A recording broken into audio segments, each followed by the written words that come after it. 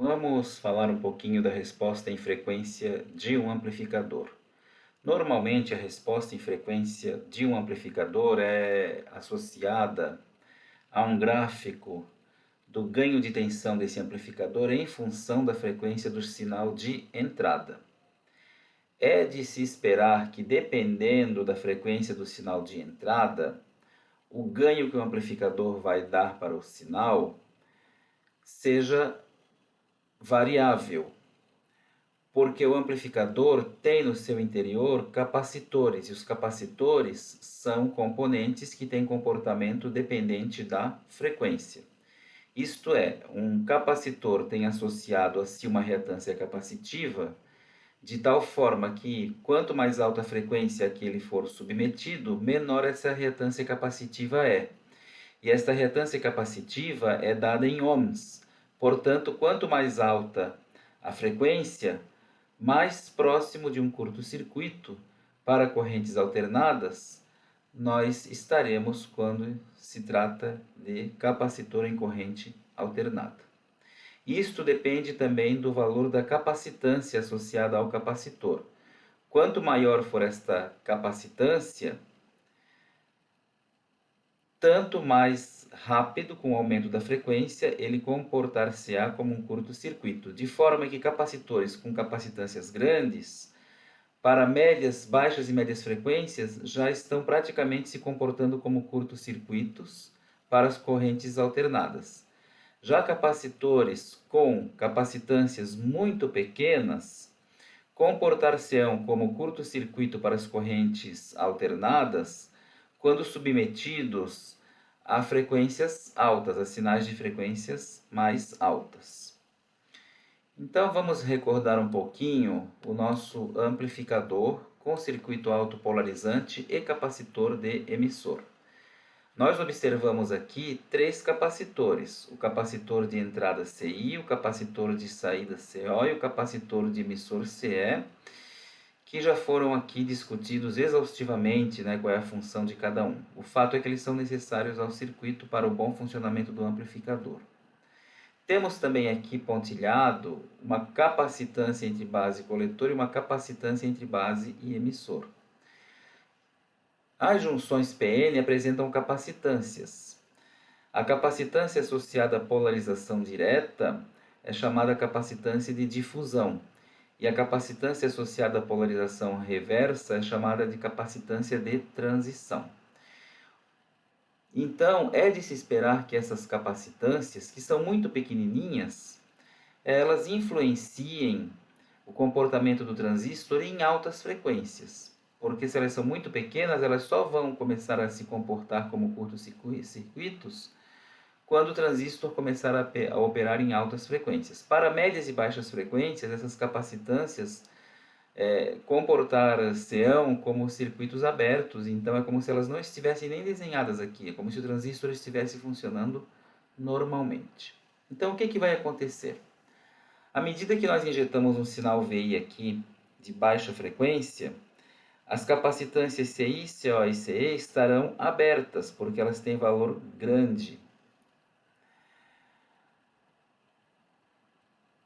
Quando nós aumentamos um pouco essa frequência do sinal de entrada, porque os capacitores são grandes, logo eles entram em curto-circuito. E é isso que nós queremos. Nós queremos que para as correntes alternadas o CI, o CO e o CE sejam curtos-circuitos pelas razões já explicadas. Enquanto que para essas frequências mais baixas e médias, nós queremos que essas capacitâncias do transistor não influenciem no comportamento do transistor quando do funcionamento do amplificador. À medida que nós aumentamos muito a frequência para valores bastante elevados, essas duas capacitâncias que estão aqui representadas com tracejado, elas vão começar a se comportar também como curtos-circuitos. E então ocorrerá entre o terminal de coletor e o terminal de base e o terminal de base e o terminal de emissor para as correntes alternadas um curto-circuito. Então haverá um caminho para as correntes alternadas passarem por fora do transistor. Se elas passarem por fora do transistor, elas não serão amplificadas. Então, qual é o resultado prático de tudo isso? É que em baixas frequências, como os capacitores de entrada e saída de emissores estão abertos, o ganho é baixo. Em altas frequências, como os capacitores ou as capacitâncias associadas às capacitâncias parasitas do transistor são curto-circuitos, o ganho também será baixo porque o transistor será curto-circuitado. Em médias frequências acontece a situação ideal. Capacitor CI, capacitor CO e capacitor CE curto-circuitados e as capacitâncias parasitas abertas e o transistor funcionando normalmente. Então, nessa situação é que o ganho é máximo. Portanto, se nós formos representar este comportamento em uma curva que relaciona o módulo do ganho de tensão pela frequência do sinal de entrada, a curva terá este aspecto aqui, ó. Para frequências baixas, o ganho cai. Para frequências altas, o ganho também cai. Em frequências intermediárias, o ganho será máximo. Nesta curva, há algumas características muito importantes. A primeira delas é a região de frequências para o sinal de entrada em que o ganho é máximo e constante. Então, desta frequência aqui no eixo das frequências, onde está o cursor, até esta outra aqui, nós vemos que temos uma reta horizontal paralela ao eixo das frequências aqui em cima. Portanto, caracterizando o ganho máximo. Esta região de ganho máximo e constante é chamada de resposta plana. A partir do ganho máximo, quando ele cai raiz de 2, quando ele cai para esse patamar de raiz de 2, se nós traçarmos uma horizontal, esta horizontal tocará a curva de resposta em frequência em 2 pontos. O primeiro ponto, se nós puxarmos uma vertical até o eixo das frequências, vamos encontrar uma frequência denominada de frequência de corte inferior.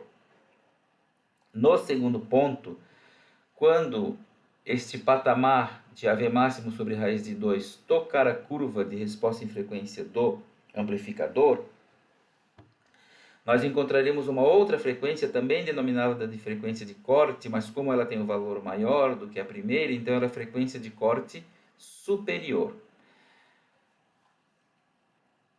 O intervalo de frequências para sinais de entrada com frequências entre a frequência de corte inferior e a frequência de corte superior é chamada de banda passante, também muito conhecida como largura de banda do amplificador. Então aqui nós temos algumas características importantes, como eu falei, a resposta plana, as frequências de corte e a banda passante. O ganho representado aqui está representado o ganho adimensional, sempre a tensão de saída pela tensão de entrada. AV é VO por VI, portanto, divide volts por volts, ele é adimensional. Porém, este ganho aqui, em muitas ocasiões, ele começa a ter valores bastante elevados. Para nós termos uma representação fácil, com números pequenos, foi criada a unidade do decibel. Então, muitas vezes, este ganho vocês vão encontrar na literatura como ganho em decibéis. E o que é isso, né? O ganho em decibéis, de fato, foi criado como uma referência entre dois níveis. E ele, então, tem um padrão. 1 decibel vai corresponder a um sinal de frequência de 600 Hz, a uma densidade sonora de 1 vezes 10 na menos 16 watts por centímetro quadrado. Então, esta é a referência. Então, este é 1 decibel. 130 vezes este valor aqui, 130 decibéis, é o máximo suportável limiar da dor para o ouvido humano. Como é que nós podemos calcular o ganho em decibéis a partir do ganho comum? Então, a fórmula do meio aqui, ó. AV em decibéis é 20 vezes log de VO por VI. VO por VI é o ganho comum. Então, é 20 vezes o log do módulo do ganho comum. Também podemos em decibéis calcular o ganho de potência. Então, é 10 vezes o log da potência de saída pela potência de entrada.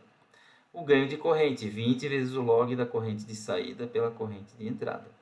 Como a potência é função quadrática da tensão e da corrente, quando aparece o quadrado aqui dentro do log, ele passa para frente como 2, então o 10 passa a ser 20.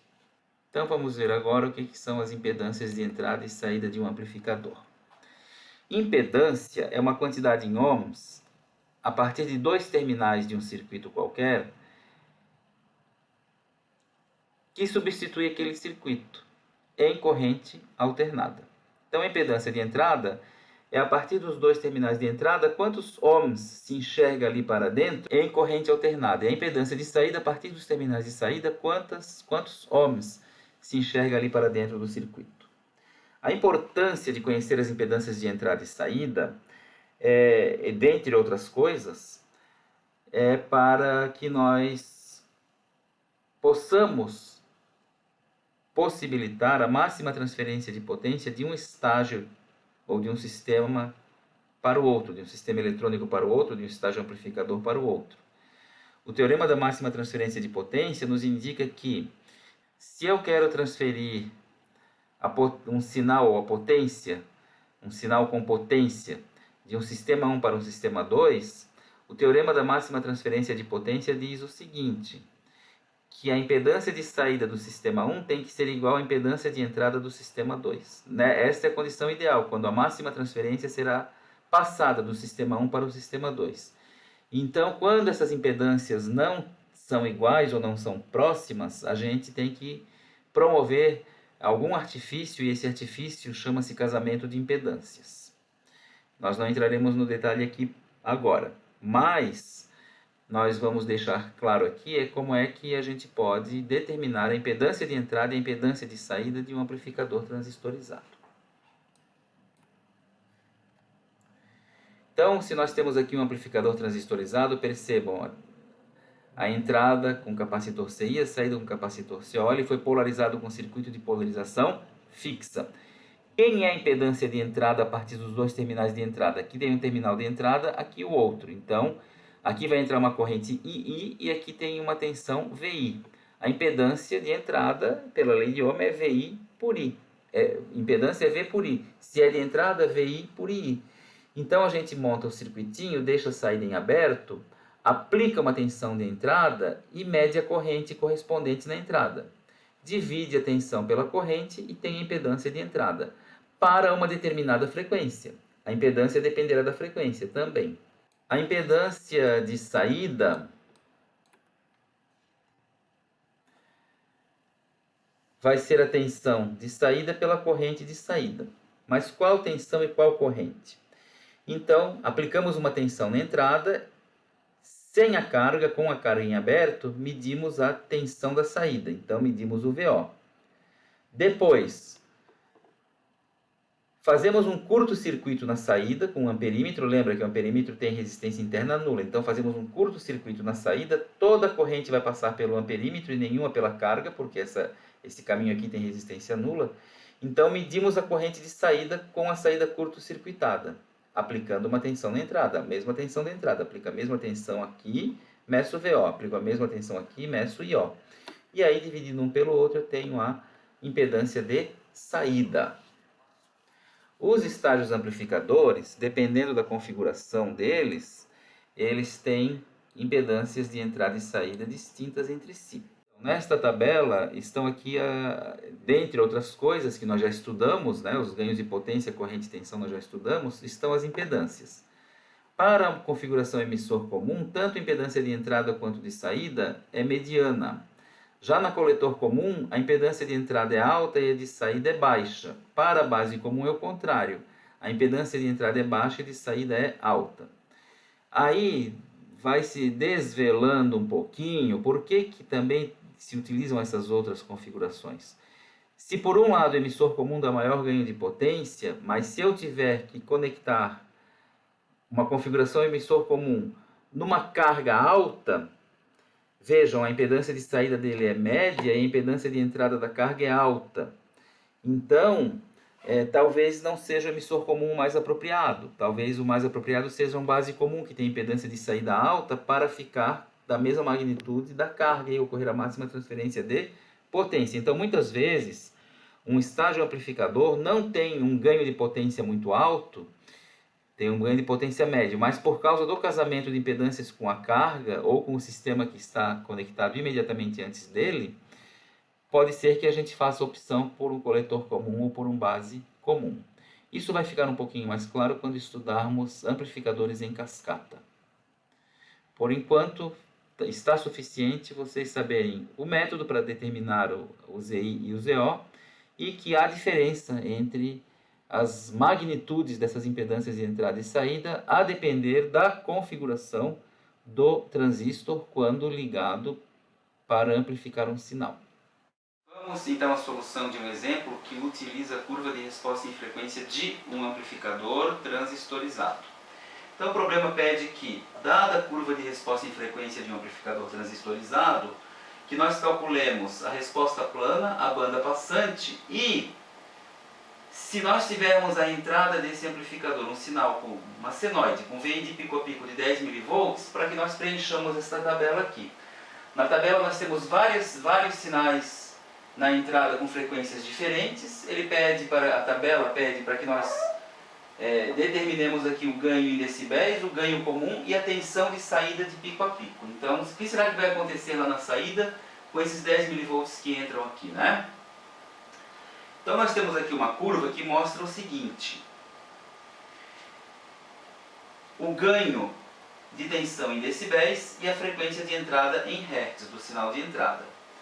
Até uns 300 Hz o ganho sobe. De 300, 400 até uns 1600, 1700 o ganho se mantém alto, a partir daí ele começa a cair. No começo ele é baixo por causa da influência de CI, CO e CE, porque essas reatâncias têm valores altos em baixas frequências e não permitem a passagem das correntes alternadas no caso do sinal a ser amplificado. Nesta região o ganho cai porque as capacitâncias parasitas do transistor estão atuando como curto-circuito e jampeiam o transistor de forma que ele deixa de exercer a sua função de amplificação. Nas frequências intermediárias, ou seja, aqui, as capacitâncias de entrada CI, CO e a capacitância de emissor se comportam como curto-circuitos. E as capacitâncias parasitas do transistor ainda estão se comportando como circuitos abertos, porque elas têm uma capacitância em farads muito pequena. E dessa forma, nós temos então, nas frequências intermediárias, o amplificador na sua condição ideal, com o ganho máximo. Então, diante disso, vamos ver o que o problema pede. A resposta plana. A resposta plana é aquela região da curva de resposta em frequência onde o ganho é máximo e constante. Então, é onde nós temos uma horizontal aqui. Portanto, daqui até aqui, a resposta plana. Nós podemos dizer mesmo que a resposta plana, ela vai de 1600 até 400. Então, ela tem uma largura de 1600 menos 400 Hz, portanto 1200 Hz. A banda passante. A banda passante é a frequência de corte superior menos a frequência de corte inferior. Sendo que a frequência de corte é aquela frequência associada ao ganho de tensão máximo sobre raiz de 2. Só que este ganho aqui é o ganho adimensional, e aqui nós temos o ganho em decibéis. Então, nós temos que saber aqui no eixo em decibéis quanto equivale o ganho de tensão adimensional máximo sobre raiz de 2. Para isso, nós temos que recorrer à fórmula do decibel. A fórmula do decibel diz o seguinte: AV em decibéis é 20 vezes o log do módulo do AV adimensional. Bom, então se eu quero calcular o AV nas frequências de corte, então o AV em decibel nas frequências de corte vai ser 20 vezes o log do módulo do AV máximo sobre a raiz de 2. Por quê? Porque nas frequências de corte ocorre o AV máximo sobre a raiz de 2. Aqui nós vamos aplicar a propriedade dos logaritmos, que diz que o logaritmo do quociente é a diferença dos logaritmos. Portanto, AV em decibéis nas frequências de corte será 20 vezes o log do módulo do AV máximo menos 20 vezes o log do módulo da raiz de 2. Esta parcela aqui é o AV máximo em decibéis. Por quê? Porque foi obtido a partir do AV máximo adimensional. E esta parcela aqui, se nós fizermos na calculadora, dá aproximadamente 3 decibéis. Portanto, o AV em decibéis nas frequências de corte será o AV máximo menos 3. Então, se aqui eu tenho o AV máximo menos 3, é neste nível aqui, ó, que nós temos que encontrar as frequências de corte. Então, aqui é que ocorre o AV em decibéis nas frequências de corte. E aqui é o AV máximo. Então, o primeiro ponto em que essa horizontal toca a curva de resposta em frequência, nós temos a frequência de corte inferior, que cai aqui. Então, a frequência de corte inferior será 200 Hz. O mesmo procedimento neste ponto aqui. Se nós puxamos aqui uma vertical até o eixo das frequências, encontramos a frequência de corte superior, 1800 Hz. De forma que a banda passante, que é a frequência de corte superior menos a frequência de corte inferior, será 1800 menos 200. Portanto, 1600 Hz. Então, a banda passante também é chamada de largura de banda do filtro, ou, no caso aqui, do amplificador transistorizado. Muito bem. Agora, vamos passar para a parte do preenchimento da tabela. Eu vou fazer a linha 3. Na linha 3, nós temos para a frequência de 400 Hz, ou 0,4 kHz, qual é o AV em decibéis? Então, nós olhamos no gráfico. Para 400 Hz, o AV em decibéis é 55 decibéis. Então, está aqui, ó, 55 decibéis. Como que eu calculo o AV comum? Pela fórmula do AV em decibéis. Então, nós vamos colocar aqui no lugar do AV em decibéis os 55. Eu quero achar o AV comum. Então, fica 55 igual a 20 vezes o log do módulo do AV comum. Então, o 20 passa para o lado de cá, fica 55 sobre 20 igual ao log do módulo do AV. Portanto, 10 elevado a 55 sobre 20 é igual ao módulo do AV, a operação inversa do logaritmo. E aí o módulo do AV, vamos encontrar 562,3. É adimensional, então vamos anotar aqui, 562,3. A gente sabe que o módulo do AV é sempre a tensão de saída pela tensão de entrada. Ora, se eu tenho a tensão de entrada de pico a pico, então em cima também tem que ser pico a pico para que nós sejamos coerentes, o mesmo tipo de tensão, tanto no numerador quanto no denominador. Daqui sai que o VO de pico a pico será igual ao módulo do AV vezes o VI de pico a pico. Portanto, para a terceira linha, o VO de pico a pico será... Qual é o módulo do AV? 562,3. Quem é o VI de pico a pico? 10 mV. 10 vezes 10 na menos 3.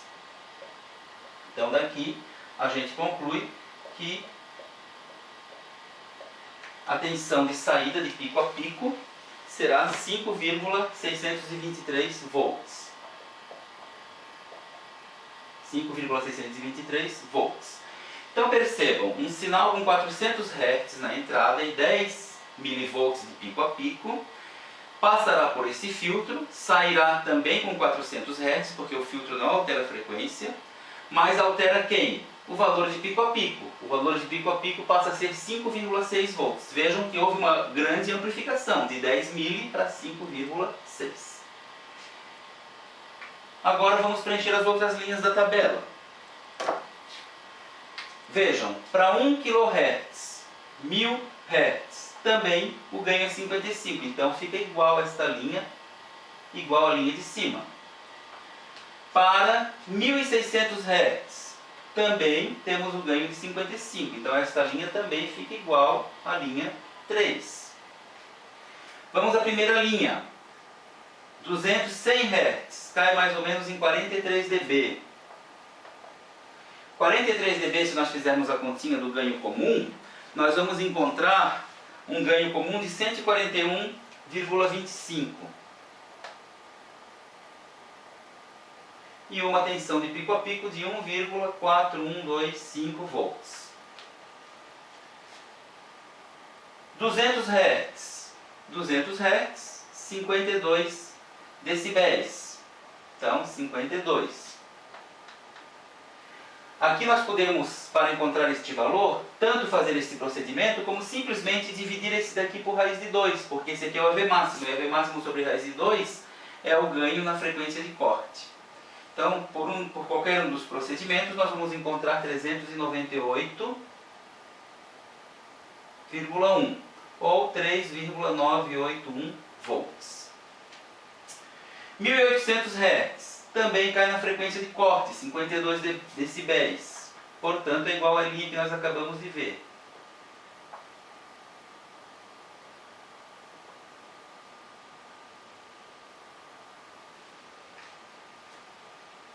Finalmente, 1900 Hz, aqui no meio, cai em 43 decibéis, portanto, igual à primeira linha.